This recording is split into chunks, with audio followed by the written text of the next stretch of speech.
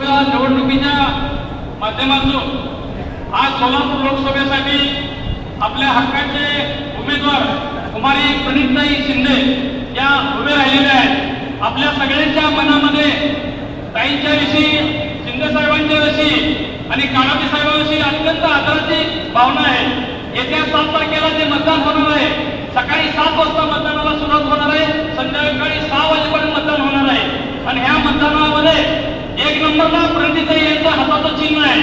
त्या हाताच्या चिन्हासमोर आपण बटन दाबायचं आहे आणि बटन दाबल्यानंतर कुई असा आवाज येईल आणि समोर बाजूला जे मिशीन ठेवले त्याच्यावरती आपण ज्याला मतदान केलंय त्याचं हाताचं चित्र तिथं आलं का बघायचं, खात्री करायची आणि मगच आपण त्या ठिकाणी मतदानाच्या बाहेर यायचं आहे।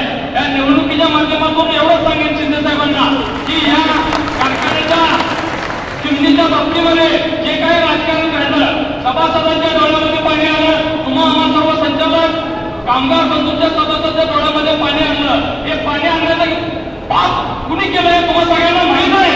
त्यांना आणलं, त्यांना भाडा चुकवण्याचं काम, ही संधी आज तुमच्या रूपाने आलेली आहे। त्याबद्दल काळे साहेबांना मी विनंती केली होती आणि त्यांनी सुद्धा गेल्या 10-15 वर्षामध्ये कुठल्याही राजकारणात भाग घेतला नव्हता, परंतु मध्यंतरी चिमणी पाडली आणि सगळ्यांच्या डोळ्याला पाणी आली। साहेबांना आम्ही विनंती केली, काळे साहेबांना, साहेब तुम्ही आता बाहेर पडलं पाहिजे, एवढं कार्यक्षेत्र आहे, एवढे 7 तालुके प्रत्येक सभासद हा तुम्हाला मानणारा सभासद आहे।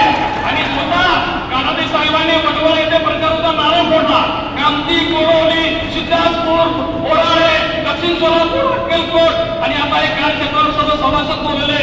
त्या सभासदांना एकच विनंती आहे, काळाजी साहेब उभे राहिले हे समजून हे आपल्यावरती पाप झाला, आपली चिमणी पाडली, त्या चिमणी पाडण्याला अंदाज घडवण्याची हीच वेळ आहे, पुन्हा संधी नाही। लोकशाही धोक्यात आले। सभासद हा कारखान्याचा 10 एकराचा मालक आहे, 2 एकराच्या शेतकऱ्याला 1 लाखाचा खत लागतोय। त्या खत देत असताना 18,000 रुपये जीएसटी आपल्या शेतकऱ्यांनी कापून घेतली जाते। आज उत्तर सोलापूर असेल, दक्षिण असेल, अक्कलकोट असेल, त्या भागातल्या लोकांचं शेतीमध्ये जे नुकसान झालंय प्रचंड प्रमाणात ती भरून येणार नाही, परंतु कांद्याला निर्यात बंदी केली। आमच्या उत्तर सोलापूर तालुक्यातील 5-5 हजार कांदा जाणाऱ्या शेतकऱ्याला डोळ्याला पाणी आलं आणि माती मोर दराला त्या ठिकाणी कांदा विकला गेला। एवढं जे पाप मोदी सरकारने केलंय, धूळ पाकतंय, जुमला करतंय, 6 वर्षामध्ये दोन्ही खासदारांनी काम काय केलं नाही। येणाऱ्या ताई आपल्या हक्काच्या 15 वर्षांमध्ये त्यांनी काम केलंय। सोलापूर जिल्ह्याची प्रश्नाची त्यांना जाण आहे। परवा मंगळवेढा तालुक्यात गेल्यावर 35 गावचा पाण्याचा प्रश्न सोडण्याचा प्रयत्न ताईने केला।